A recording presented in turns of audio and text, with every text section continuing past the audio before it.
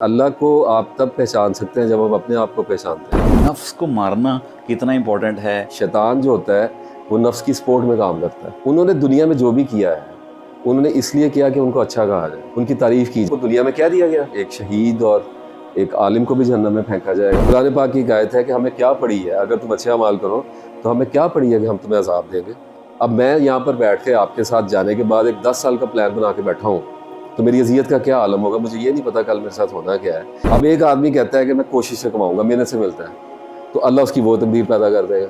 और एक आदमी ये कहता है कि नहीं, मेहनत से नहीं मिलता, तकदीर से मिलता है, वो बैठ जाएगा, अल्लाह ताला एक वो तकदीर पैदा करेगा। अगर आज कहा जाए, अनाउंस किया जाए कि मौत अवेलेबल है और विदाउट एनी पेन है, इस ज़मीन पे किसने रुकना है? Nobody wants to live. ये पेनफुल प्लेनेट है। और वो कहेंगे जी नहीं जी, ये तो नमाज़ें बहुत पढ़ा है और फरिश्ते तो बड़ा पेश कर रहे हैं नामा अमाल, लेकिन मसला है कि हमारा इसने 10 लाख रुपया खाया हुआ है। ये क्या बात है? और हमसे नमाजें नहीं पढ़ी हैं लेकिन हमारे पैसे इसके पास है, तो बदली जाएंगी ना चीज़ें। लोगों ने रात को जो जो किया हुआ है, कल रात को आज चल फिर रहे हैं ना बाजारों में, तो अल्लाह तो देख रहा है।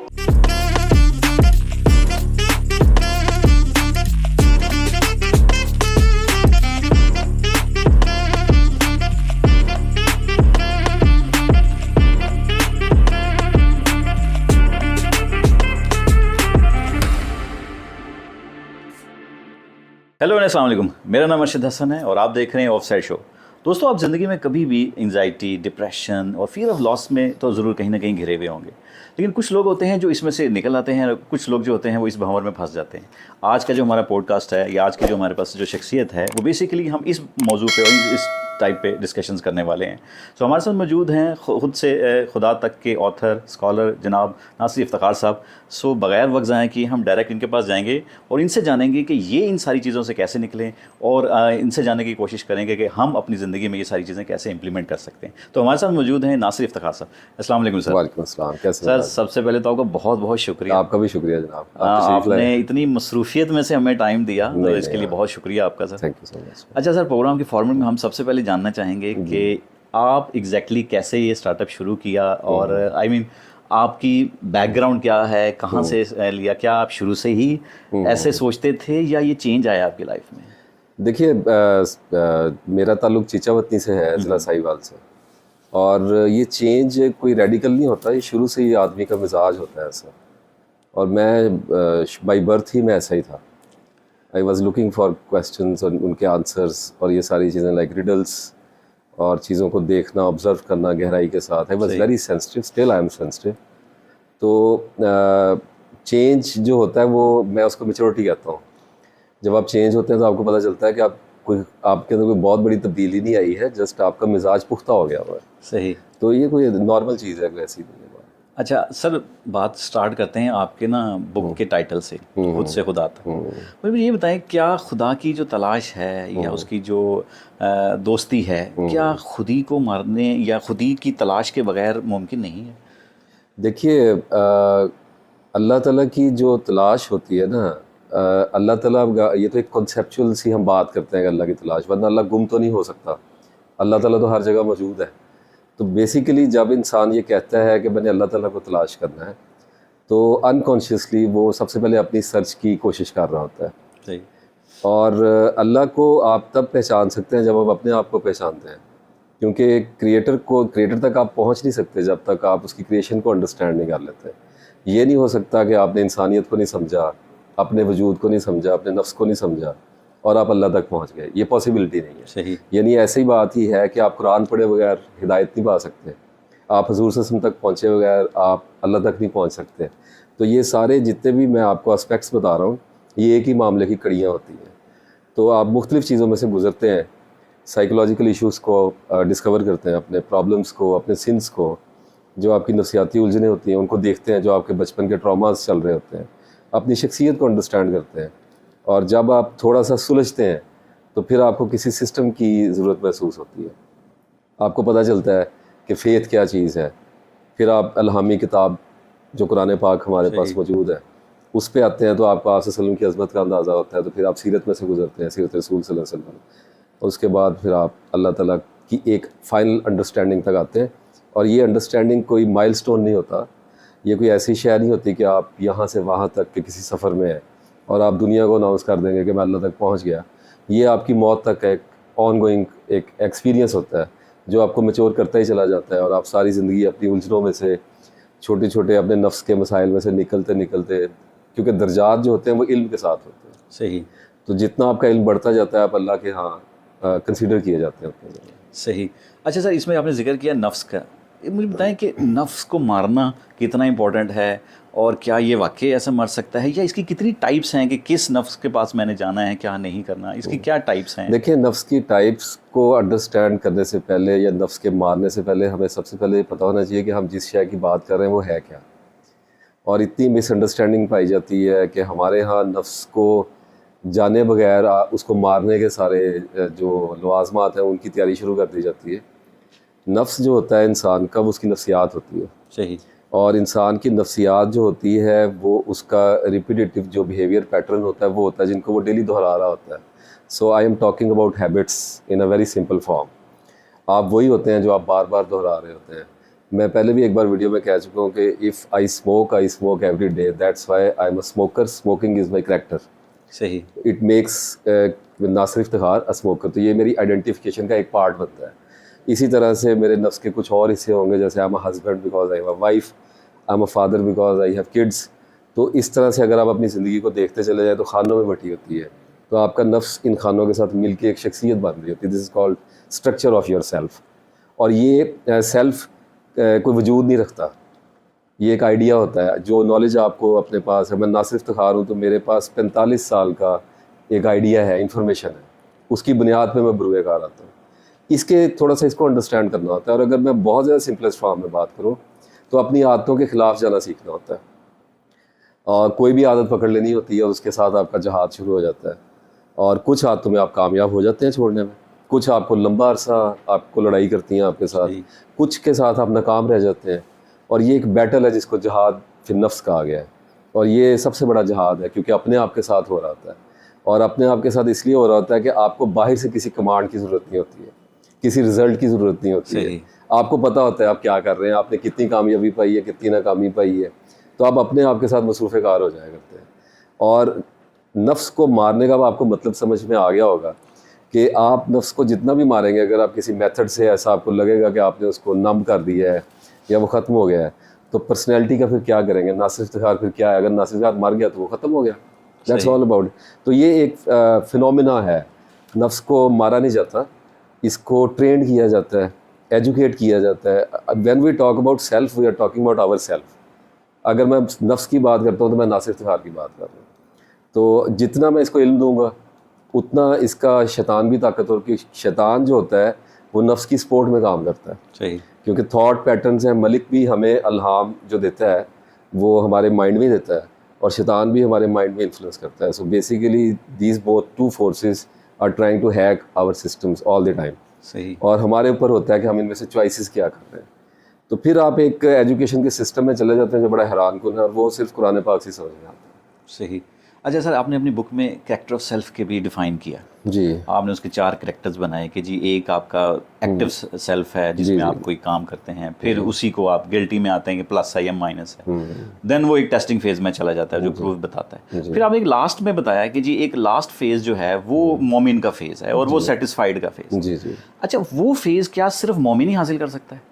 आई मीन मदर टेरेसा कह लें या नेल्सन मंडेला कह लें, ये भी तो एक सेल्फ सेटिस्फेक्शन के लेवल पे गए हैं जिन्होंने दुनिया की खिदमत की है कुछ। क्या ये सिर्फ मोमिन को ही हासिल है, या आम जो इंसान अगर कोई काम करता है जो उसकी सेटिस्फेक्शन होती है वो भी इसमें आता है? अच्छा देखिए, मैं अब तक मेरी 5 साल की ज़िंदगी में ना ये पहला क्वेश्चन है जिसका मुझे मज़ा आया। ये बहुत अच्छे स्केल का, हाई स्केल का क्वेश्चन है। Problem is little bit complex here. देखें, जब हम कहते हैं कि नफ्स मुतमइन्ना की आप बात कर रहे थे, सेटिस्फाइड सोल की बात कर रहे हैं, सेल्फ की, तो नफ्स के जितने भी करैक्टर हमने बताए हैं, हमारा है, लवामा है, जो भी आगे मुतमइन्ना, ये स्टेजेस ऑफ सेल्फ होती हैं। एक ही सेल्फ के मुख्तलिफ रूप होते हैं। जैसे अभी आप मेरे साथ अगर बात कर रहे हैं तो यू आर अ पॉडकास्टर, लेकिन जब आप अपने घर में जाएंगे तो you will become husband, actually you are not a podcaster there. तो वो आपके नफ्स की ही एक स्टेट, वो इसकी एक साइकोलॉजिकल स्टेट है। तो इसी तरह से जब आप अपने आप के साथ बहुत ज़्यादा स्ट्रगल में रहते हैं, you try to find your true self, तो एक वक्त आपके ऊपर आता है जब आपको इत्मीनान हासिल होता है। उसे कहते हैं आपकी फाइनल आइडेंटिफिकेशन। क्योंकि प्रॉब्लम ये है कि नासिर इफ्तिखार को ठीक करने की कोशिश कर रहा है। एक वक्त आएगा जब अल्लाह इसका मददगार हो और ये एक ऐसी स्टेज पे जाए जिसमें इसको ऐसे लगे कि इसकी रियाकारी, इसकी डुअलिटी, कॉल और फेल में तजाद जो है वो कम से कम सतह पे आ रहा है। मुकम्मल ख़त्म नहीं कर सकते, वो सिर्फ हजूर सल्लल्लाहु अलैहि वसल्लम को ही अल्लाह ताला ने सिराज मुनीरा कह दिया, तो उनकी बात में और उनके काम में, एक्शन में तजाद नहीं था। अदरवाइज़ हम सब जो लोग भी इस दुनिया में हैं, हम जो कहते हैं हमसे वो किया नहीं जा रहा होता मोस्ट ऑफ द टाइम, या अगर किया भी जाता है तो आप यूँ समझिए कि 50% कर लेंगे, 50%। तो वो जो डिफरेंस है वो कम हो रहा होता है, और आपकी जो ड्यूअल नेचर है, जो हिपोक्रेसी है, वो काम डाउन हो रही होती है, और आपका एक फेस बन रहा होता है फाइनली, वो सब लोगों के सामने वही होता है।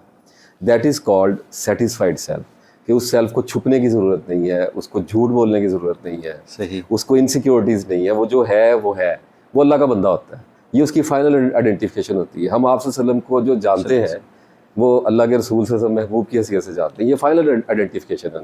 ठीक है। अच्छा, अब ये जो मदर टेरेसा वगैरह और ये जो सेटिस्फेक्शन होती है ना जी, ये ऐसी नहीं होती है कि वो नम हो जाता है या उसको ऐसे लगता है कि अब मुझे ट्रबल नहीं आती, और मुझे बच्चा अगर मेरे से नाफरमानी कर रहा है, या मेरी बीवी मेरी बात नहीं मानती, या मुझे कारोबार में लॉस हो रहा है, या मेरे ऊपर गुर्बत आ गई है तो मुझे असर नहीं होता। ये एबनॉर्मेलिटी है, ऐसा कुछ नहीं होगा। होता ये है कि उसकी हीलिंग जो है वो बहुत क्विकली हो रही होती है, वो ट्रॉमास में नहीं जा रहा होता। सही। अपने माजी को याद करके रो पीट इन्ना लिल्लाहि व इन्ना इलैहि राजिऊन का वो लोग होते हैं जब मुसीबत पड़ती है और खुशी आती है तो बैलेंस रहते हैं। तो बड़े बड़े ट्रॉमास आते हैं, वो गिरते हैं लोग, और गिरने के बाद अल्लाह ताला उनको बहुत जल्दी, उनकी मेंटल कैपेसिटी इतनी बढ़ गई होती है कि उन्हें पता होता है कि अल्लाह की तरफ से आई है और कुछ हमारी गलती इसमें होगी, और हम अपनी कोताही का अज़ाला करेंगे और अल्लाह से सब्र करेंगे जो भी हमारे, तो वो बहुत तेज़ी से उठना शुरू कर देते हैं। उसके नतीजे में उनकी जो ह्यूमन ग्रोथ होती है ना, साइकोलॉजिकल, वो एक्सपैंड होने लगती है। सही। इसके नतीजे में एक सेंस ऑफ सेटिस्फेक्शन पैदा होती है, नॉट ऑल द टाइम। सही। जैसे मैं आपको बताऊं कि हम लोग अपनी आम रोज़मर्रा ज़िंदगी में कुछ गुनाहों में मुब्तला होते हैं। हर आदमी किसी ना किसी बैड हैबिट का शिकार है, ऑब्सेशंस का शिकार होता है। उनका गिल्ट हमारे साथ हर वक्त होता है। If we are in bad character, the sense of having a bad character will always chase us like a monster, like a ghost. बिल्कुल ऐसे। वो आपका पीछा छोड़ देते हैं, और आपको पता होता है कि मैं एक आम आदमी हूँ, अल्लाह मुझे माफ़ करे, और आप अल्लाह से दुआ करने में बेबाक होते हैं। आपको अल्लाह ताला से ताल्लुक़ का एक ज़्यादा एहसास हो रहा होता है। तो दोस्ती का एक अपना एक मुकाम है। दोस्तों को पता होता है कि वो दोस्त हैं, और दुश्मनों को पता होता है कि वो दुश्मन है। सही। तो ये एक सेंस ऑफ अवेयरनेस आपकी बढ़ जाती है। और ये जो आपने मदर टेरेसा और नेल्सन मंडेला वगैरह की बात की है, देखें यंग जनरेशन को ये धोखा बहुत दिया जाता है। अगर काफिरों में से कोई अच्छे अमाल करता है तो अल्लाह ताला ने कहा है कि हम आखिरत के रोज़ उनके अमाल अकारत कर देंगे और उनका वज़न कायम नहीं करेंगे, उनको तोले नहीं जाएगा। इसकी रीज़न बड़ी लॉजिकल है, रैशनल है। उन्होंने दुनिया में जो भी किया है उन्होंने इसलिए किया कि उनको अच्छा कहा जाए, उनकी तारीफ़ की जाए, वो ह्यूमैनिटी के लिए अच्छा काम करें, नेक लोग होंगे। I don't care. मेरा तो प्रॉब्लम यह है कि अल्लाह को मानना है या नहीं माना। मेरा तो प्रॉब्लम यह है कि सरेंडर किया या नहीं किया। सही। और दूसरी बात एक, वो उनको दुनिया में क्या दिया गया, और वो तो अहादीस भी मौजूद है कि एक शहीद और एक आलिम को भी जहन्नम में फेंका जाएगा, और फरिश्ते हैरानी से कहेंगे कि या अल्लाह ये तो तेरी खातिर इसने जान दी। तो अल्लाह कहेगा नहीं, इसने जान इसलिए दी कि इसका कबीला इसे कहे कि ये बहादुर था। वो क्या दिया गया इसने, वो हो गया काम, वो अचीव कर लिया। तो एक तो ये उनका एस्पेक्ट होता है जो वर्ल्डली डिज़ायर्स को, ह्यूमन वेलफेयर के काम कर रहे हैं, पॉलिटिकल चेंज लाना चाह रहे हैं। एक दूसरा एस्पेक्ट भी और भी होता है, हमने इनकी ज़िंदगियों को डेप्थ में स्टडी नहीं किया होता। हमने इनका सिर्फ मार्केटेड इमेज देखा होता है, और ऑब्वियसली काम बहुत बड़ा होता है। नेल्सन मंडेला का काम बहुत बड़ा है, 27 ईयर्स की जेल काटना कोई आसान काम तो नहीं है। सही। और जो मदर टेरेसा ने काम किया है, अब प्रॉब्लम ये होता है कि अगर आप किसी शख्सियत के बारे में ये सोचते हैं कि या अल्लाह इसने तो सारी ज़िंदगी फलाही काम किए हैं, इसका तो क्या करेगा, तो अल्लाह ताला कहता है this is none of your business. अगर कोई नेक दिल लेके मेरे पास आया, किसी ने मेरी खातिर अच्छाई की होगी, तो मैं उसको रिवार्ड दूंगा। तो कुरान पाक में यहूदी होगा, साबी होगा, ईसाई होगा, हम उनको जन्नत में दाखिल करेंगे। प्रॉब्लम यहाँ पे पड़ती है कि when we study Mother Teresa kind of figures, तो हमें पता चलता है कि उनकी लाइफ इतनी डार्क थी कि मदर टेरेसा जो थी वो फंडिंग लेती थी, बहुत ज़्यादा वेल प्लान फंडिंग लिया करती थी, और वो जो पनाह लेते थे उसके पास लोग, और जो डिलीवरी के लिए औरतें आती थी और जो मरीज़ होते थे उनका इलाज नहीं करती थी, उनको बांध के रखती थी। और उसका ये कहना था कि चूँकि मसीहा सलीब पे क्रूसीफाइड हुए तो इंसान को अजियत भोगनी चाहिए, उसको ये उसका मुकद्दर है, अजियत के ही अंदर से उसका निर्वाण निकलेगा। तो लोग दर्द के मारे उसकी मोनेस्ट्रीज़ में, उसके चर्चेज़ में चीखते रहते थे और उनको डांटा जाता था कि नहीं बर्दाश्त करो, बच्चे, बीमारियाँ, और वो लंबे लेटे होते थे कतारों में। और फिर वो पैसा बहुत ज़्यादा इकट्ठा करती थी और बहुत ज़्यादा कंजूस औरत थी। और उसकी अपनी स्टेटमेंट है मरने से पहले कि उसने कहा कि मैंने सारी ज़िंदगी आई सर्व गॉड, लेकिन उसने मेरी तरफ कभी मुड़ के नहीं देखा, एंड वो खाली हाथ गई है।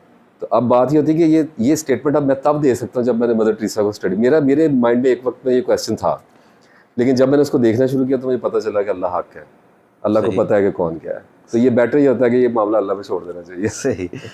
अच्छा सर, हमारा इल्म महदूद है, लिमिटेड है हम। आप बुक में भी आपने बताया हुआ, लिखा हुआ है कि जी जो हमारे इर्द गिर्द होता है हम बेसिकली उसके वही थॉट्स वही रिस्पॉन्ड कर रहे होते हैं बेसिकली। अच्छा, एक फ्यूचर के अंदर रहना ये हमारी चिप में ही नहीं, अल्लाह ताला ने हमारी चिप में डाला ही नहीं है कि हम फ्यूचर महसूस कर सकें किसी भी जगह। साथ ही दूसरी तरफ अल्लाह ताला कहते हैं कि जी ये काम करोगे जन्नत मिलेगी, हूरें आएंगी, ये आपको बेनिफिट्स हैं, दोज़ख में जाओगे तो ये हैं। वो चिप में ही नहीं है हमारे, उस फील को कैसे लेके आना है अपने अंदर? नहीं देखिए, फील नहीं लाई जा सकती। कुरान पाक जो है वो अल्लाह ताला की डिवाइन फ़िलासफ़ी है। अल्लाह ताला खुद छुप गया, अपने आप को उसने पर्दे में किया और उसने एक मखलूक पैदा की जिसके अंदर एक पॉसिबिलिटी रखी पहली बार कि वो अपने आप को ठीक कर सकती थी। और इस पॉसिबिलिटी को टेस्ट करने के लिए अल्लाह ताला ने फ़िलासफ़ी भेजी है हमारे पास। किताब हमें बताती है कि ये अच्छाई है और बुराई है, वरना तो हमें इसकी भी पहचान नहीं है। सही। मैं तो आपसे एक बात अर्ज़ करूँ कि कल्चर पैदा हुआ, जो एथियस्ट हैं आजकल, इनसे अगर आप सिंपल सी एक बात पूछें कि कल्चर किसने पैदा कर दिया है, क्योंकि इंसान के ज़हन में तो कोई कैपेसिटी नहीं है जब तक उसको सिखाया नहीं जाएगा। ये हमें किसने बता दिया कि ये माँ है, ये बहन है, ये अच्छा है, ये बुरा है, तो ये तो अल्हामी किताब है। कल्चर तो अल्लाह ने खुद पैदा किया है। प्रॉब्लम ये पड़ती है कि जब आप इस बात को अंडरस्टैंड करने की कोशिश करें, अल्लाह जन्नत और जहन्नम बता रहा है, सज़ाएँ बता रहा है, तो इससे अल्लाह की मुराद क्या है? बेसिकली कुरान पाक की आयत है कि हमें क्या पड़ी है, अगर तुम अच्छे अमाल करो तो हमें क्या पड़ी है कि हम तुम्हें अजाब देंगे। कितनी खूबसूरत पोइटिक वर्स है कि अल्लाह को क्या है कि वो हमें आप अगर कोशिश करते रहे तो अल्लाह आपको अजाब दे के क्या खुशी महसूस करता है? बात ये है सोचने वाली कि जब अल्लाह डराता है और जब अल्लाह नवाज देने की बात करता है, उम्मीद दिलाता है, तो ये पनिशमेंट एंड रिवार्ड सिस्टम है। इंसान इस दुनिया में भी और आखिरत में भी पनिशमेंट और रिवार्ड सिस्टम के थ्रू बुरुएगार आया करते हैं। आपके बच्चे हैं, आई डोंट नो आपकी शादी हुई है? अल्हम्दुलिल्लाह। So you are in the tribe actually, हमारे साथ ही हैं।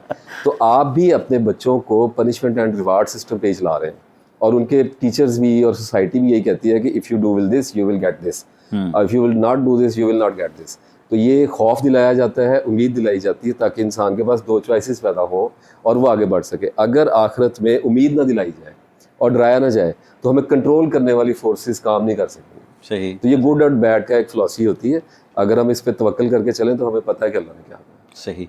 अच्छा सर, तवक्कल की बात कीजिए, ये तो ईमान का एक हिस्सा हो गया ना कि तवक्कल। एक दूसरा है कोशिश, ठीक है। एक मैंने तवक्कल कर लिया, एक मैंने कोशिश कर ली। कोशिश तो मेरी बिल्ट इन है ना, हर इंसान के अंदर वो बिल्ट इन है कोशिश। आपने एक जगह किसी वीडियो में कहा कि हमें चप्पू भी नहीं चलाना चाहिए। वो कौन सी स्टेज है जिस स्टेज पे हम ये भी छोड़ दें कि जी हम चप्पू भी नहीं चलाते हैं, कोशिश भी नहीं करते? हालांकि अगर हम इर्तिका का अमल देखें, ये सारा ये अब आजकल जो कुछ भी है ये कोशिश की वजह से। तो वो कौन सी स्टेज है जहाँ आप ये कह रहे हैं कि जी यार यहाँ जाके ना आप बस आप छोड़ दें सब कुछ, कोशिश करना भी छोड़? देखिए, वो तो 1-1.5 घंटे की वीडियो थी, उसमें मैंने आगे चप्पू बताया भी था। तो बात ये होती है, ब्रीफली डिफाइन कर दें। देखिए, एफर्ट तो हमारे मुकद्दर में लिखी हुई है, क्योंकि हमें पता नहीं है कि मुकद्दर में क्या लिखा हुआ है। So we are bound to do some efforts. Problem ये है कि हम अपनी एफर्ट्स करते करते अपने आप को इस जगह पे ले जाते हैं जब हम अपनी ज़िंदगी का बोझ अपने सर पे उठा लेते हैं और हम उसको डिज़ाइन करने लगते हैं like a mini god. We can not become gods, we are human beings और हमने मर जाना है, वी आर मॉर्टल बीइंग्स। तो इमॉर्टल हमें ये कहता है कि कोई नहीं जानता कि वो कल क्या कमाएगा, कोई नहीं जानता कि वो किस ज़मीन में मारा जाएगा। इसका मतलब ये है कि कोशिश उतनी करो जितना दिखाई देता है। सादा सी एक बात है कि लंबी आरज़ू ना पालो। अब मैं यहाँ पर बैठ के आपके साथ जाने के बाद एक 10 साल का प्लान बना के बैठा हूँ, तो मेरी अज़ियत का क्या आलम होगा, मुझे ये नहीं पता कल मेरे साथ होना क्या है। तो इसका तरीक़ाकार ये होता है कि आपको स्ट्रगल करनी चाहिए जितना आपको दिखाई देता है। फॉर एग्ज़ाम्पल, मैंने अपनी स्ट्रगल का जो महवर है वो 30, 40, 45 दिन में रखा हुआ है, ठीक है। इससे आगे नहीं मैं जाता, और ये कॉन्शियसली नहीं है, ये मुझे अंडरस्टैंडिंग एक मेरे अंदर डेवलप हुई है कि मैं 1 साल का अगर प्लान करूँ तो बहुत सारी चीज़ें डिस्ट्रक्शन की आ जाएंगी रास्ते में। तो मेरा नॉलेज जितना दूर तक मुझे दिखा सकता है, अब एक कोशिश मैं आखिरत की भी तो कर ही रहा हूँ ना, वो एक और तरह की कोशिश है। उसके लिए मुझे कांस्टेंट नमाज पढ़नी है, कुरान पढ़ना है, अपने आप को ठीक करने की कोशिश। अब एक कोशिश आ जाती है जो आलम असबाब की है। आलम असबाब की कोशिश में ये है कि मैं काम कर सकता हूँ अपनी रोजी रोटी के लिए, वो मुझे करना चाहिए। अच्छा, लेकिन वो काम कितना करना है, कब तक करना है, कितना जोर लगा के करना है, ये मेरे अपने ऊपर अल्लाह डिपेंड कि अपना टाइम कहाँ लगा रहे हो। तो मुझे देखना पड़ता है। बाज़ औक़ात हमारे ऊपर बिजनेस और इंगेजमेंट ऐसी आ जाती है कि हम उसके अंदर फंस जाया करते हैं, लेकिन आम तौर पर अगर हम चाहें तो एक बैलेंस लाइफ गुजारने की कोशिश कर सकते हैं। कि अगर एक आदमी कहता है कि मैं सुबह 9 बजे से लेकर शाम 6 बजे तक अपने काम पे हूँ, और उसके बाद अब इससे आगे जो होता है, अब हम ये कर रहे हैं कि हम रात को सोते हुए भी काम कर रहे हैं, उठते हुए भी काम, so we are always doing something in our minds. अब इस सारे चक्कर में कोई हर्ज नहीं है, लेकिन हम कर क्या रहे हैं? तो हम माजी के तजर्बात से सीखते हुए अपने हाल में बैठकर अपने मुस्तकबिल को क्राफ्ट करने की कोशिश कर रहे हैं। So we are trying to design our life. It won't work, it does not work like this. और हम देखते हैं कि आप अपनी लाइफ में आज जहाँ पे खड़े हुए हैं या जहाँ पे आए हैं, आप अपनी प्लानिंग से नहीं आ रहे हैं, आप कोशिश उधर को कर रहे हैं जहाँ इधर को रह जाते हैं। इस सारी सूरत हाल का मैंने जायज़ा लेते हुए कहा था कि अगर एक वक्त गुजरने के बाद आपको ऐसा लगे, जो कि लगेगा, one certain day will arrive, कि आपको ऐसा लगेगा कि आई एम लॉस्ट, मैं फंस गया हूँ। At that time keep struggling, लेकिन अपनी एक्सपेक्टेशंस को जो थोड़ा सा ढीला छोड़ना, अल्लाह के ऊपर भी कुछ छोड़ना होता है। सही, अल्लाह के हवाले करनी होती है कश्ती। और उस वक्त की कोशिश यही होती है कि आप अलाइव रहें, आप अपने मैदान में खड़े रहें। यानी एक मुसलमान आदमी अगर क्राइसिस में आ गया है, सेटबैक में आ गया, और उसकी दौलत सारी छीन गई और वो गरीब हो गया, एट दैट टाइम उसको क्या करना है? मजदूरी करेगा। एक वक्त हो सकता है ऑफिस में बैठता और बाद में मजदूरी करनी, मंडी में जाना पड़ गया, तो जिल्लत तो आई है। उसको उठाने के लिए उसको सिर्फ एक काम करना चाहिए कि अल्लाह पे तवक्कल करेगा ना, तो उसका स्ट्रेस उसके कम हो जाएंगे। वो हम अपने आप को जिम्मेदार समझते हैं, हम ये कहते हैं हमने वो किया तो इसकी वजह से आज ये हो गया, so we need to fix it. नहीं, वो हुआ हमारी वजह से ही है, लेकिन हमारे मुकद्दर में लिखा होता है। कॉन्सेप्ट डुअल होना चाहिए। सिंगुलर यूनिट में लेके चलेंगे तो स्टक हो जाएंगे चीज़ के अंदर। तो उसे करना ये है कि उसे नमाज़ पढ़नी, कुरान पाक पढ़ने की कोशिश करनी, अपना रास्ता फाइंड करना है। सोच विचार एक बहुत इंपॉर्टेंट पार्ट ऑफ लाइफ है। Physical struggle, psychological struggle is not everything. Faith एक एस्पेक्ट है लाइफ का, ठीक है। अल्लाह एक एस्पेक्ट है। वो ऐसा नहीं है कि वो नमाज के टाइम पे ही है, उस पर छोड़ना होता है। और नमाज पढ़ रहे हैं, कुरान पढ़ लिया, तस्बीह थोड़ी सी कर ली, जो अल्लाह को याद करना अपने अकायद के हिसाब से, I don't have a problem. और उसके बाद आप कहें कि अब मैंने इस पे तो रुके ही रहना है। ये नहीं कि मैं डिप्रेशन में नमाज छोड़ दूँ, मैं गोलियां फांकता फिरूँ, नहीं, मैं रात को सोऊंगा, अब अल्लाह मेरा मालिक है, अल्लाह इससे नीचे भी ले गया तो मैं क्या कर सकता हूँ, मैं सुबह मंडी जा सकता हूँ। तो हमें एक जगह पर आकर जहाँ पर हमें पता लग जाए कि हम जितनी भी स्ट्रगल करें एक खास हद से आगे नहीं बढ़ पा रहे, तो अल्लाह पर नताइज छोड़ने होते हैं और अपनी स्ट्रगल को रखना होता है, वो चाहे जितनी भी बड़ी हो जाए। सही, डिप्रेशन में नहीं जाना होता। सही, दैट्स ऑल। अच्छा, तो मेजर रोल फिर तकदीर का है हमारी ज़िंदगियों में, ज़ाहिर डेफिनेटली है। तो एक कोशिश है, वो आपके हिस्से में है, वो आपने करनी है। मेरा आना मेरे इख्तियार में नहीं था। नहीं, आपके इख्तियार में है। नहीं, ऑब्वियसली आप अपनी मर्जी से आए। इन मीन्स के अगर जाना, चले जाने की भी बात करें, वो भी मेरे इख्तियार में नहीं। बट वो जो बीच का पोर्शन है ज़िंदगी का, ये सिर्फ बिजी करने के लिए है। तकदीर में तो सब कुछ लिखा है। नहीं, देखिए, तकदीर ये बहुत पुराना क्वेश्चन है। तकदीर का मतलब ऐसे नहीं, अभी आपने फिर कॉइन की सिंगल साइड, एक साइड देखी है। बात ये है कि तदबीर के साथ तकदीर रखी हुई है। ठीक है। आप कदम उठाएंगे तो कोई शय के आप नज़दीक होंगे। मेरे एक्शन से जो रिज़ल्ट पैदा होता है वो मेरी तकदीर है। तो अल्लाह मेरे एक्शन से मेरी तकदीर पैदा कर रहा है। अब एक आदमी कहता है कि मैं कोशिश से कमाऊँगा, मेहनत से मिलता है, तो अल्लाह उसकी वो तकदीर पैदा कर देगा। और एक आदमी ये कहता है कि नहीं, मेहनत से नहीं मिलता, तकदीर से मिलता है, वो बैठ जाएगा, अल्लाह ताला एक वो तकदीर पैदा करेगा। इसका मतलब ये नहीं कि दोनों से यकसा मिलेगा। इज़्ज़त और बेइज़्ज़ती का फ़र्क पड़ेगा, ग्रेस और डिसग्रेस का फ़र्क पड़ेगा, देने वाले और मांगने वाले का फ़र्क पड़ेगा, बहुत फ़र्क पड़ेगा। ज़िंदगी तो ज़िंदगी ही रहेगी, दे दिया जाएगा, लेकिन देखा जाएगा कि दिया कैसे गया है। तो आप कुछ भी करेंगे ना, आप ये कहें कि मैं कुरान नहीं पढ़ता, मैं नमाज़ नहीं पढ़ता, लोग आते हैं, मैं वो कहते हैं अल्लाह को नहीं मानते, मैंने कहा तकदीर बन गई, जहन्नम की बन गई, गो विद इट। अच्छा, वो कल को बंदा कहेगा या अल्लाह मैं तौबा करता हूँ, अल्लाह ताला कहेगा आप तकदीर इसकी जन्नत वाली कर दो। तो दो लाइन्स चल रही हैं साथ साथ, वो लिखी हुई हैं, वो अल्लाह को पता है, और उन पे आपको स्टिमुलस दिए जाते हैं ताकि आपको टेस्ट किया जाए कि आप रिएक्ट कैसे करते हैं। जैसा आप रिएक्ट करते हैं उस लाइन पे आपको डाला जाता है, और उसके और स्टिमुलस दिए जाते हैं कि इस तरफ को बढ़ेगा, गुमराही में और जाएगा, और अगर वो गुमराही में और धंसता है तो उसको सदमात भी दिए जाते हैं। ये नहीं कि कल अल्लाह को जाके कहे कि तूने मदद नहीं की, मुझे तो बताया ही नहीं, कुरान की आयत दिखाई जाती है, नमाज सुनाई, अजान सुना दी जाती है, कोई बयान दिखा दिया जाता है, कोई सोच, कोई बच्चे से कुछ अपने अंदर, तो अगर रूट चेंज कर गया या अल्लाह मुझे माफ़ कर दे तो अल्लाह ताला कहता है अब तकदीर इसकी चेंज। तो ऐसे पिंग पोंग खेलते खेलते अपनी जगह पे पहुंच जाते हैं। तो ये इतना सिंपल है कि लोग क्या करते हैं, कोई तकदीर पे मलबा डाल के बैठा हुआ है, कोई तकदीर पे अपने हाथ में सारी मुसीबत लेके बैठा हुआ है। तो बैलेंस के साथ चलना होता है, तदबीर भी करेंगे और तकदीर पे तो हमारा ईमान नहीं है तो हमारा ईमान मुकम्मल ही नहीं हो सकता, लिखा हुआ है सब कुछ पहले से। सही। अच्छा सर, अल्लाह वाला होना नॉर्मली ये परसेप्शन ये है कि यार उससे आप लॉनीनेस हो जाते हैं, गो कि आपकी अटैचमेंट कहीं और हो जाती है, बट आप बाकी चीज़ों से बालातर हो जाते हैं। सो ये दुनिया को लेके साथ कैसे चलना है? आई मीन लेट्स सपोज आप कुछ लोग ऐसे हमने देखे हैं जो शायद कुछ विरद करते हैं या कुछ ऐसी तरफ चले जाते हैं कि वो एक नज़र आता है कि यार ये बिल्कुल ही बालातर ही हो गए। वो क्या मेंटल कुछ स्टेज ऐसी है कि जब उस एनवायरनमेंट के अंदर रह के कुछ सारी चीज़ें मिल जाती हैं आपको, या कोई वो उसकी तकदीर में भी ऐसे ही लिखा है कि उसने इस तरफ जाना और बहुत आगे की तरफ बढ़ गया? देखें, जो रास्ते कई तरह के हैं।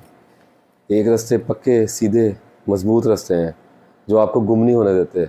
आप मोटरवे पे चले जाएंगे, आप गुम ही नहीं हो सकते, बनी उसमें मोड़ ही नहीं आना। वो रास्ता इस्लाम का है। सही। अल्लाह ताला ने उसको सिराते मुस्तकीम पे चढ़ जाने का मतलब ये कि यू कैन नॉट लॉस्ट। आप खुल के आप भागें, आपको पता ही ना आप किधर जा रहे हैं, आप सीधे ही पहुंचेंगे अल्लाह तक। एक रास्ते होते हैं फिर टेढ़े मेढ़े बम्पी रोड्स, वो रास्ते शैतान उन पे ताक लगा के बैठा होता है। प्रॉब्लम ये है कि जो सेफेस्ट रास्ता है जिसको सिराते मुस्तकीम कहा गया, स्ट्रेट पाथ, वो मेरे प्रॉफिट सल्लल्लाहु अलैहि वसल्लम उस पे जा रहे हैं। हाँ, हम उनको फॉलो करते हैं। उस रास्ते में एक्सट्रीमिटीज़ नहीं है जी। उस रास्ते पे ऐसी कोई चीज़ नहीं है जिसमें आप अपने आप को छोड़ दें। कुरान पाक की आयत अल्लाह ताला ने फरमाया ईसाइयों के बारे में, क्रिश्चियंस के, हमने इन पर रहबानियत फ़र्ज नहीं की थी, इन्होंने इसको खुद अपने ऊपर लादा।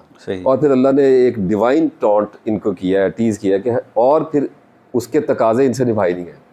और फिर नन्स के साथ जो कुछ हुआ और हमें पता ही है सारा कुछ, और जो प्रीचर्स ने किया है चर्च में इस रहबानियत के नाम पे, वो सारा कुछ हमें पता ही।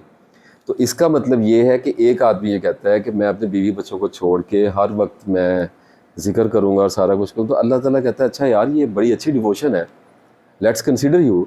बट प्रॉब्लम ये है कि फिर बाकी लोग भी यही कहेंगे, कौन कमाना चाहता है इस ज़मीन पे बैठ के? भाई हर बंदा कहता है कि किसी पहाड़ पे बैठूं, जान छूटे मेरी। देखिए, अगर आज कहा जाए, अनाउंस किया जाए कि मौत अवेलेबल है और विदाउट एनी पेन है, इस ज़मीन पे किसने रुकना है? सही। Nobody wants to live. ये पेनफुल प्लेनेट है, यहाँ पर ट्रमाइल है, टॉर्चर है, यहाँ पर गज़ा में क्या हो रहा है हम सबके सामने। तो इस सूरत हाल में हमें देखना होता है कि आप सल्लल्लाहु अलैहि वसल्लम ने फरमाया कि ए मेरी उम्मत के लोगों, एतदाल पर रहना, बैलेंसेस फाइंड करते रहना, अगर ना कर सको तो इसके करीब तर रहने की कोशिश करना। ये बड़ी एक टेक्निकल चीज़ मुझे लगी, क्योंकि मुझे अपनी लाइफ में एतदाल नहीं मिला। मैं एतदाल पसंद आदमी नहीं हूँ, मैं जज्बाती आदमी हूँ, इमोशनल हूँ, सेंसिटिव हूँ, और मैं झुक जाता हूँ, एक तरफ ना झोल खा जाता हूँ और निकल जाता हूँ उस तरफ। तो मुझे ये स्टेटमेंट अगली बड़ी काम आ गई कि जब मैं गिर जाऊँ ना, जब मैं डूब जाऊँ, तो आपसे फरमाया कि ओके नो प्रॉब्लम, वापस आने की कोशिश करो, थोड़ा सा निकल आओ, हो गया कोई बात नहीं, बहुत रूहानी हो गए हो ना, अब छोड़ दिया सारा कुछ, अब रोटी नहीं खानी, अब घर में बच्चे नहीं बैठे हुए, अब रिस्पॉन्सिबिलिटीज़ किसने देखनी है? तो आपसे कहते हैं लुक एट मी, कि मैंने शादियाँ की हैं, मैंने जंगें लड़ी हैं, मैंने सियासत की है, मैंने वही को लिया है, मैंने कुरान रिसीव किया है, छोटा काम है, और अल्लाह ताला के साथ चलना कोई आसान काम है प्रॉफिट का। It's a great sense of responsibility कि आप इतने अकाउंटेबल हैं कि आप प्रॉफिट हैं। सबसे हाईएस्ट ग्रेड ऑफ टेस्ट है। ऐसे लोग इसको कहते हैं ब्लेसिंग, मैं कहता हूँ ब्लेसिंग तो है, लेकिन आप उनकी आजमाइश से पत्थर मारे जाते हैं। मैंने एक दिन अपने आप से क्वेश्चन किया, मैंने कहा अगर मेरे शहर में मेरे साथ ताइफ का इनकम्प्लीट क्लोन अल्लाह करवा दे और मेरे अफकार की वजह से, नज़रियात की वजह से लड़के बाले लौंडे लफाड़े अगर मुझे पत्थर मारे पागल कह के, क्या मैं सर्वाइव कर सकता हूँ सारी ज़िंदगी? तो क्या खूबसूरत बात की कि मुझे जानते नहीं हैं, पता नहीं है इनको। तो ये ब्यूटी थी। इसलिए हम कहते हैं कि आप किसी भी एक्सट्रीमिटी में गए हुए हैं, come back to the life of prophet सल्लल्लाहु अलैहि वसल्लम। This is balance life. शादियाँ करें, गली मोहल्लों में रहें, अपने बच्चों में रहें, जिस वॉर थिएटर में आपको बुलाया गया है ना उसमें आए। सही। भाग के नहीं निकल सकेंगे। पहाड़ पे चले जाएंगे, रोटी तो वहाँ भी खानी पड़नी है, कपड़े उतर जाएंगे, सर्दी लगेगी, क्या करें? फिर मांगेंगे ना किसी से। मुझे बताएं, एक आदमी नंगा पहाड़ पे जाए कैसे सर्वाइव करेगा? तो कुछ ना कुछ उसको असबाब दरकार। तो अल्लाह ताला कहता है अब ये जो दरकार हुए हैं तो मेरे सिस्टम से भागा क्यों है? तो प्रॉब्लम ये आई कि मैं जब मरूंगा तो मेरे अल्लाह जब मुझे रोज़े क़यामत खड़ा करेगा तो मेरी बीवी से पूछेगा कि हस्बैंड कैसा है, सबसे बड़ी विटनेस तो वो आ गई, मेरा लिबास है, और उसकी गवाही को सबसे मोतबर लिया जाएगा जी, बात ही खत्म हो गई। उसके बाद मेरे माँ बाप हैं। इसी तरह से तो ग्रेड्स आते जाएंगे, विटनेसेस अपीयर होंगे और वो कहेंगे जी नहीं जी ये तो नमाजें बहुत पढ़ा है और फरिश्ते तो बड़ा पेश कर रहे हैं नामा माल, लेकिन मसला है कि हमारा इसने 10 लाख रुपया खाया हुआ है, ये क्या बात है, और हमसे नमाजें नहीं पढ़ी हैं लेकिन हमारे पैसे इसके पास है, तो बदली जाएंगी ना चीज़ें। तो अगर हम इस सारे सिस्टम को देखते हैं तो हमें पता चलता है कि हम अपने गली मोहल्लों में रहकर जब दबाव में आते हैं और हमें पता चलता है कि हमें रिश्वत दी जा रही है, हमें औरत नज़र आ रही है, हमें खौफ आ रहे हैं और हम अपने बचने की कोशिश करते हैं, तो इसके रिवार्ड्स इतने हाई हैं कि इनको फौजन नजीमा कहा गया। कुजा ये ज़िंदगी और कुजा वो ज़िंदगी कि आप एक पहाड़ में एक गोशे में बैठे, क्या वो एक लाइफ एस्केप की लाइफ होती है। जिस तरह हम किसी इंसान से दोस्ती करते हैं, कुछ भी करते हैं, तो एक कुछ प्रोटोकॉल फॉलो करते हैं। जी, वो अल्लाह से दोस्ती का क्या प्रोटोकॉल है? क्या कोई दाढ़ी, protocol ये टखने से सलवार ऊंची, ये होनी है? Not at all. Anybody can be a friend of God all the time. मैं आपको एक मज़े की बात बताऊँ, हम हर वक्त ही अल्लाह के दोस्त होते हैं। अल्लाह ताला को इमोशंस या स्ट्रेस ऐसे नहीं पहुंचता जैसे आपका मुझे घर वालों की तरफ से हमें स्ट्रेस एक दूसरे को आ रहा था ना, अल्लाह को नहीं पहुंचता। अल्लाह इंसान नहीं है। अल्लाह ऐसे, अल्लाह ने कहा कि अगर मैं गिरफ्त करने पे आता मैं तो जिंदा कोई ना छोड़ता ज़मीन पे, बच कौन सकता है। लोगों ने रात को जो जो किया हुआ है, कल रात को आज चल फिर रहे हैं ना बाज़ारों में, तो अल्लाह तो देख रहा है। तो अल्लाह ताला को ऐसे स्ट्रेस नहीं आता कि इसने रात को मेरी बात नहीं मानी, इसने रात को नमाज छोड़ी है, मैं चलो का। अल्लाह ऐसे नहीं करता। अल्लाह ताला इस ऑलवेज है। वो कहता है अच्छा मेरे बंदे तूने तौबा कर ली, बस मेरा क्या है, मैंने तो रहमत गालिब की हुई है, तुझे कुछ मसला होता है। तो आप किसी भी वक्त चलते फिरते आप अल्लाह को कह दें कि अल्लाह मैं अब्दू का, अल्लाह मैं तेरा बंदा हूँ, तो अल्लाह ताला कहता है वाई नॉट, मेरा तेरे साथ क्या कॉन्फ्लिक्ट है। अल्लाह से दोस्ती तो इतनी आसान है। प्रॉब्लम ये पड़ती है कि जब हम अल्लाह से दोस्ती करते हैं ना, तो उस वक्त हमारे इमोशंस होते हैं ज़रा हाइट पे, हम जज्बाती हो गए होते हैं थोड़े से। तो अल्लाह कहता है ओके फ़ाइन, ठीक है भाई, दोस्ती है तो अच्छी बात है, लेकिन तूने कहा कि मोहब्बत है मुझसे, तो ये तो सारे कही जा रहे हैं, तुझ में और उनमें फ़र्क क्या है, तो let's test you little bit, थोड़ा सा दबाव डाल के देखते हैं। तो अल्लाह क्या करता है कि छोटा सा नुकसान दे देता है, और बंदे आके मेरे जैसे उजाड़ आदमी को पूछते हैं जी तुसी तस्वीर कही थी, साड़ा तो बिजनेस बंद हो गया, मेरी तो बीवी लड़के चली गई है, मैंने तो दिमाग ख़राब हो। और मैं कहता हूँ भाई क्या हो गया, फिर छोड़ दो। तो जब छोड़ोगे भी तब भी क्या सारी ज़िंदगी मुसीबत की शक्ल नहीं देखोगे, तब भी तो देखोगे ना। तौन व करहन का वर्ड इस्तेमाल हुआ, अपनी खुशी से आओ या मजबूरी से आओ, आना मेरी तरफ ही है। और क्या था सूरह कहफ में कि आज आ ही गए तुम हमारे सामने और तुम समझते थे कि हम तुम्हें अपने सामने खड़ा ना करेंगे। और वही बात है कि जैसे उसने पहली बार पैदा किया उसने पैदा किया। अगर आदमी को ये बात समझ आ जाती है ना, तो अपनी गलतियों कोताहियों में रहता है, नॉर्मल लाइफ में रहता है, हर रोज़ 1 लाख बार गिरता है और हमेशा ये समझता है कि मुझसे नहीं होगा। एक चीज़ नहीं छोड़ता, अल्लाह के ताला के साथ ताल्लुक़ नहीं छोड़ता। अब ताल्लुक़ ये है कि ये मेरी तस्वीर लगी हुई है हाथ में और मैंने नमाज़ पढ़नी है और मैं कुरान पढ़ूंगा, ये मेरा ताल्लुक़ है। लेकिन मैं जज्बात को कंट्रोल नहीं कर सकता। कभी मेरे ज़हन पे औरत छाई होगी, कभी पैसा छाया होगा, कभी गुर्बत छाई होगी, कभी स्ट्रेस आएगा, कभी एंगर आएगा। तो अल्लाह ताला कहता है कि जज्बात को मेरे साथ लेके क्यों आते हैं? तुम्हें तो एक आलम असबाब में टेस्ट के लिए भेजा है, तुमने तो पेचीदगियों में रहना ही रहना है। तो मैंने जो करने को कहा मुझे करो या ज़ुबान से कर लो। तो आप अगर ताल्लुक़ निभा रहे हैं तो इसका मतलब है कि आप वफ़ादार हैं। तो आज आप अगर वफ़ादार हैं तो अल्लाह हो सकता है आपको 20-25 साल बाद वो कैफियत भी दे दे जो आज आपको नहीं मिल रही। सही। तो ये सिंपल सी। अच्छा जैसे कुछ थोड़ी सी अवामी बात करते हैं, जो इश्यूज़ हैं ख़ास तौर पे डिप्रेशन, इसमें बड़ी ज़बरदस्त आपने बुक में भी बहुत सारी चीज़ें लिखी हैं, वो हमें थोड़ा सा बताएं कि डिप्रेशन के लेवल्स क्या हैं, ये एग्जैक्टली इसकी बुनियाद क्या है, कहाँ से शुरू होती है, ख्वाहिशों से शुरू होती है, या एग्जैक्टली इसकी बुनियाद क्या है डिप्रेशन की? देखिए कोई ये it's not a static, complex question होता है। और ऐसे नहीं होता कि डिप्रेशन मैं रेक्टिफाई कर सकूँ, उसको पॉइंट आउट कर सकूँ कि ऐसे होता है, लोग उसे बच जाएँ। बहुत सारे गेटवेज बने हुए हैं। कोई बीमारी से आ रहा होता है, कोई माँ बाप के साथ जनरेशन गैप से आ रहा होता है, जेनेटिक डिसऑर्डर्स बहुत पुराने, बाइपोलर आ रहे होते हैं, स्किज़ो आ रहा होता है, जैसे शुगर आ रही है, डायबिटिक हो रहा है, हार्ट के आ रहे हैं। इसी तरह से इनहेरिटेंस में नफसियाती भी मिजाज आ रहा होता है। यानी ये ऐसे ही है जैसे आपके दादा का अगर कोई प्लॉट है तो आपकी इनहेरिटेंस में आ रहा है, तो वो तो हमें बड़े आराम से समझ आ जाता है। हम कहते हैं जी ठीक है, क्लेम करेंगे, हमारा तो विरासत बनती है। लेकिन अगर मैं किसी को ये कहूँ ना कि जुनून जो है वो आपके इनहेरिटेंस में आ रहा है, तो वो कहते हैं जी इसमें मेरा क्या कसूर है। मैं कहता हूँ अच्छा ये तो कसूर कोई नहीं, जायदाद क्यों लेते हैं, उसमें आपका कौन सा कमाल था, आपने बनाई थी। तो जब आप वो उठा के लेते हैं तो इसको भी एक्सेप्ट कर लें, अच्छाई आएगी तो बुराई भी साथ आएगी। तो एक तो ये फैक्टर भी आ रहा होता है। फिर ब्रॉट अप, 7 साल 6 साल की उम्र तक तश्कील दिया जा रहा होता है स्ट्रक्चर, सोसाइटी की तरफ से, स्कूलिंग है, पेरेंटल है, रिलेटिव्स हैं, बहुत सारे फैक्टर्स हैं, मीडिया है, बच्चे टीवी देख रहे होते हैं, तो एक मिजाज बन रहा होता है, बच्चा ऑब्जर्वर होता है, उसके पास नॉलेज नहीं होता। जितना नॉलेज आपका सीज होगा उतनी ऑब्जर्वेशन आपकी क्लियर होगी। बच्चे को इस चीज़ से फ़र्क नहीं पड़ता कि आप कुरान पढ़ रहे हैं, आप नमाज़ पढ़ रहे हैं, उसको ये एक दफ़ा देख लिया आप रिपीट कर रहे हैं, ही इज़ नॉट इंटरेस्टेड। बच्चा इस चीज़ में इंटरेस्टेड होता है कि आप अच्छाई का दर्स दे रहे हैं और उसके बाद आप बुराई कर रहे हैं और उसके सामने कर रहे हैं और आप क्राइम कर रहे हैं और आप चीज़ों में हैं, तो बच्चे की पर्सनैलिटी के अंदर ये आइडिया आ रहा होता है कि I can be good, I can become good, लेकिन अगर मैं उसके साथ एक बैड करेक्टर भी रखता हूँ तो मैं दोनों को अफोर्ड कर सकता हूँ। सही। तो आप उसकी डुअल नेचर बना रहे होते हैं और वो आपसे उनका फरमान है कि बच्चा मासूम होता है, तो माँ बाप उसको बनाते हैं ईसाई और यहूदी। एक तो ये आ रहा होता है।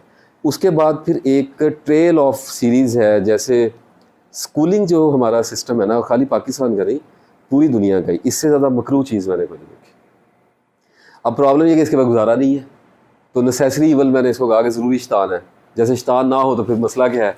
हाँ। तो इसी तरीके से स्कूलिंग सिस्टम अगर हो तब भी मुसीबत है, ना हो तब भी मुसीबत है कि क्या करेंगे फिर। तो स्कूलिंग सिस्टम इस चीज़ में इंटरेस्टेड ही नहीं है कि आप अच्छे इंसान बने। उनका ये वाला पर्सपेक्टिव नहीं है। उनका पर्सपेक्टिव ये है कि आपको एक प्रोफेशनल मशीन कैसे बनाना है, क्योंकि सोसाइटी जो है, जो आपके इर्द गिर्द बैठी हुई है, उसका इस चीज़ में कोई बेशक वो मुस्लिम सोसाइटी हो, कोई भी सोसाइटी हो जाए, उसको आपके अफकार से कोई नहीं है कि आप रात के अंधेरों में बातें क्या कर रहे हैं, आपके कॉन्सेप्ट्स क्या हैं, दे डोंट केयर। उनको प्रॉब्लम ये है कि अगर आपने अपने हिस्से का केक उठाना है ना, तो आपको स्किल सीखना है, आपको जॉब्स लेनी है, प्रोफेशंस में जाना है, वो तब आपको रास्ता देंगे। अदरवाइज़ वो आपको सड़क पे खड़ा करेंगे, आप कहेंगे भाई तू कोई काम नहीं करता, वो आपको कॉर्नर कर देगी सोसाइटी और निकल जाएगी आपके अंदर से। ये जो नशा करने वाले लोग हैं, ये जो सड़कों पर भीख मांगते हुए लोग हैं, ये कॉर्नर्ड लोग होते हैं, हमने इनको इजेक्ट कर दिया हुआ सिस्टम से। तो इसका प्रेशर पड़ रहा होता है हमारे ऊपर, और ये एक फियर है कि हर बच्चा फ्रंट रो में नहीं बैठ सकता, हर बच्चा इक्वल इंटेलिजेंस किसी की आर्ट में जावी तो आप यू नो एवरीथिंग। तो हम इस सिस्टम में फंसे हुए फिर मास्टर्स तक जाते हैं, और फिर आगे कुछ लोग तो PhDs तक भी चले जाते हैं कि यार कुछ रास्ता मिल जाए।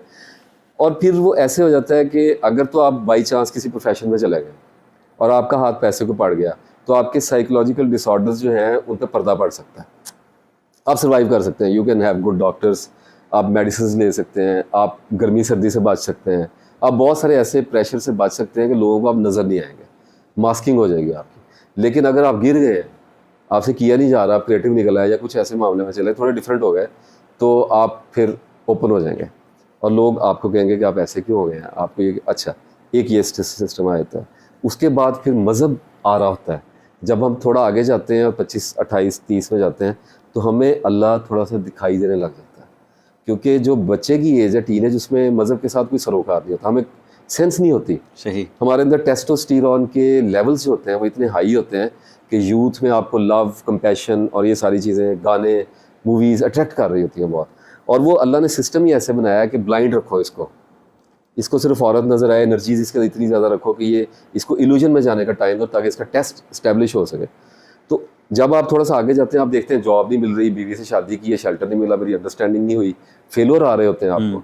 तो 28, 30, 32, 35, तो स्लाइटली आपको ऐसे लगता है कि यार कुरान भी पढ़ना पड़ेगा मुझे चीज़ों का तो ये एक अलग से प्रेशर और आखिरत का खौफ आपके सामने आने लग जाता है। यार I am not failing only here but I am failing somewhere else also, और वो इटर्नल हो सकता है।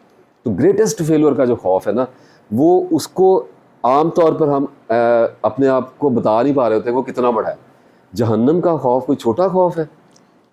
मर जाने के बाद, मैं आपको एक बात बताऊं, रेल्व्स ऐसे होते हैं, मैं डराना नहीं चाहता लोगों को, लेकिन अभी चूँकि हम सब्जेक्ट के ऊपर हैं कि लोगों को शायद इबरत आए। ख्वाब में अगर एक कुत्ता पड़ जाए ना और अल्लाह ये फ़ैसला कर दे कि इसकी आँख ना खोलना, तो ये बरज़ख है और ये जहन्नम होगी मौत से पहले। कि मरने के बाद एक ख्वाब शुरू होगा, अच्छा होगा या बुरा होगा, एक आड़ है, और उसमें जो आपने किया है वही आपकी लाइफ होगी, और उसमें आपका ख्वाब टूटेगा नहीं कभी।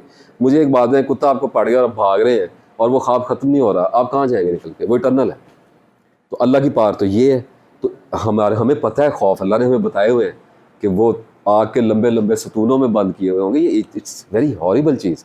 तो हमें अंडरस्टैंड करना पड़ता है। इस सारे चक्कर में से जब आप गुजरते हैं ना, तो वन डे इट कोलैप्सेस और पैनिक आ जाता है और एंग्जाइटी स्टार्ट हो जाती है और फियर्स आने शुरू हो जाते हैं, और आदमी डर जाता है कि मैं बाहर निकलता हूँ कि लोग ना मुझे मार दें, मेरे साथ ऐसे, मुझे नींद क्यों नहीं आ रही, मुझे ऐसे क्यों लगता है कि फ़लाँ आदमी मुझे मारने के, तो लोगों को साइकोलॉजिकल डिसऑर्डर होने लग जाता है। इसका मतलब है कि माइंड डर गया है।